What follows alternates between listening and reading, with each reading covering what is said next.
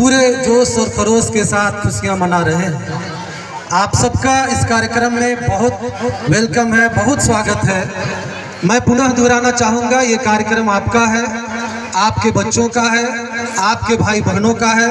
आप हमेशा से सहयोग करते आए हैं और आज भी कर रहे हैं। मुझे पूरा विश्वास है कि आगे भी करेंगे।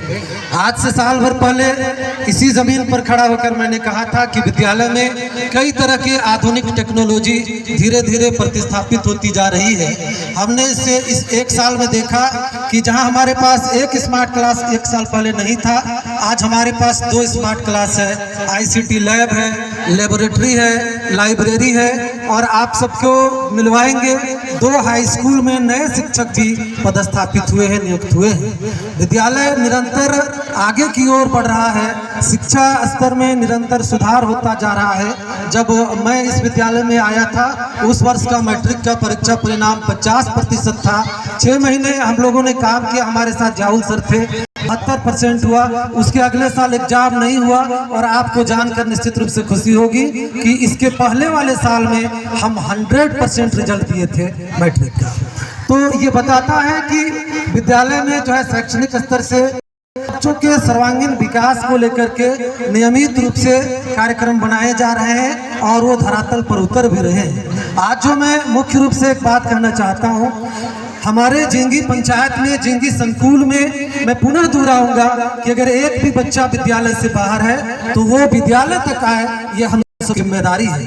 देशभक्ति सिर्फ नारा लगाना नहीं है, देशभक्ति अपने काम से भी दिखाना पड़ता है। अपने जो जिम्मेदारियां हैं, जो कर्तव्य है, उसको सही से निर्वहन करना, यही सच्ची देशभक्ति है।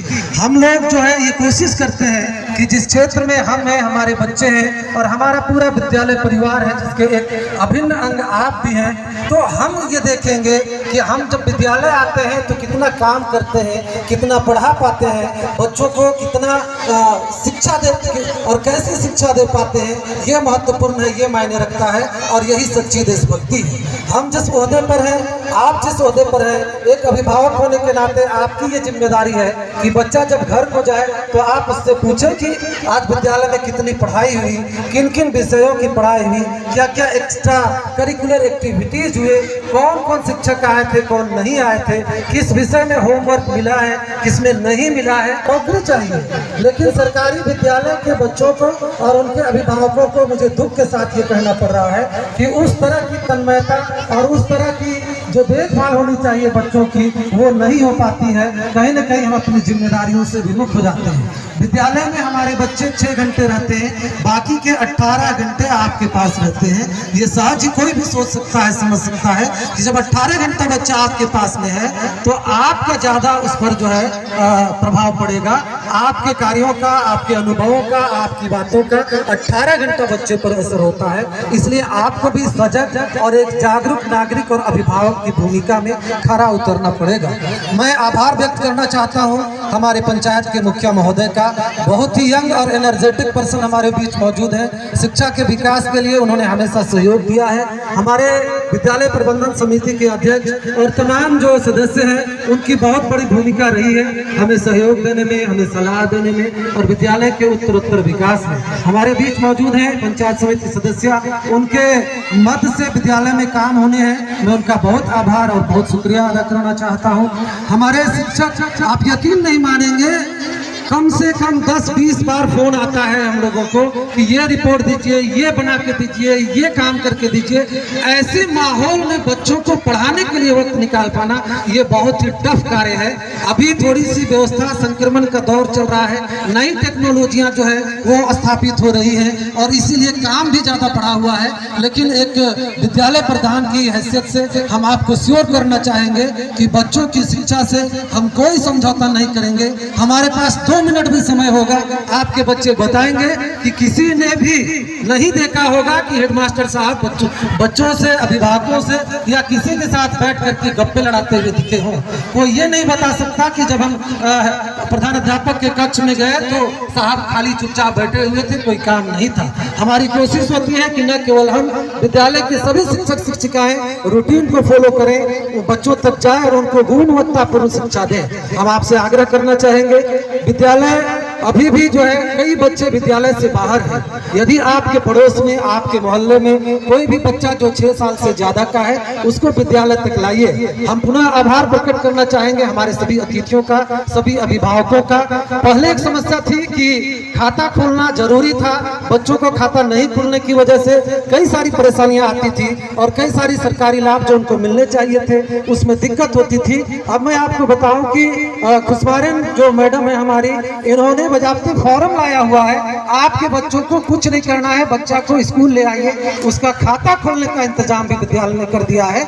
आपके पास आधार कार्ड होगा, वही लेकर के आ जाइए, बाकी सारा काम विद्यालय प्रबंधन करेगा। आपको कुछ नहीं करना है। हम सब क्या अपने मोहल्ले में ये नहीं देख सकते कि किस घर का बच्चा अभी तक स्कूल नहीं गया है? हमारी सच्ची देशभक्ति, देश के प्रति जो है हमारा सच्चा कर्तव्य ही होगा कि हर बच्चा स्कूल तक आए।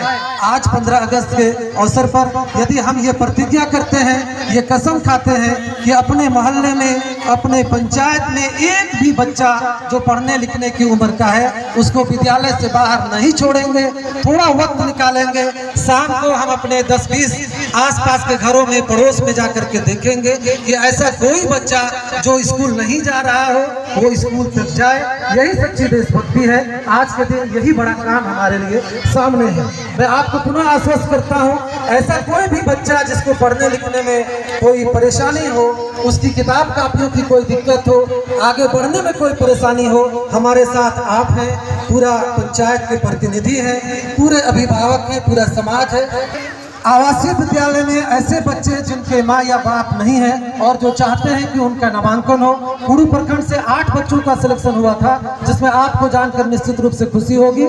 हमने स्पेशल आवेदन दिया था जिला को, अपने विभाग को, कि हमारे इन बच्चों का जो है नामांकन लिया जाना चाहिए। सिर्फ हमारे इस विद्यालय के 4 बच्चों का सिलेक्शन जो है किया गया, जो बच्चे जाकर के आवासीय विद्यालय में पढ़ रहे हैं। पढ़ाई के मामले में आर्थिक समस्या नहीं आएगी, हम आपसे ये वादा करते हैं। पुनः आप सबका बहुत बहुत धन्यवाद, बहुत बहुत शुभकामनाएं। हम यही फिर से अपील करेंगे कि आप हमें पूरा सहयोग देंगे। जब भी विद्यालय प्रबंधन समिति के सदस्य हो, अध्यक्ष उपाध्यक्ष हो, पंचायत के मुखिया, पंचायत समिति सदस्य हो, या कोई भी जो जुड़े हुए हैं हमसे, हमारे विद्यालय प्रबंधन से, जब भी उन्हें आवाज दी जाएगी, उन्हें न्योता दिया जाएगा, आप हमारे बीच रहेंगे और कीमती सुझावों से हमें अनुग्रहित करेंगे, ऐसी मैं आशा करता हूँ। मैं अपने अभिभावकों से भी अपील करता हूं कि जब भी अभिभावकों की बैठक बुलाई जाती है हर 3 महीने में, आप इसी तरह, जिस तरह की आज 15 अगस्त के मौके पर हमारे साथ हैं, आप विद्यालय के विकास के लिए थोड़ा वक्त निकालेंगे और सर जोड़ करके हम लोग बैठेंगे एक जगह, विद्यालय को और कैसे विकास की ऊंचाइयों तक हम पहुंचा सकेंगे, इसके लिए हम लोग संयुक्त रूप से और सार्थक प्रयास करेंगे। पुनः सभी का बहुत बहुत धन्यवाद। बस यही चलते चलते कहेंगे कि बर्बाद कर दिया था आंधी ने इस चमन को, बर्बाद कर दिया था आंधी ने इस चमन को, देकर लहू बचाया गांधी ने इस चमन को, रक्षा करेगा इसकी हर नौजवान हमारा, सारे जहां से अच्छा हिंदुस्तान हमारा।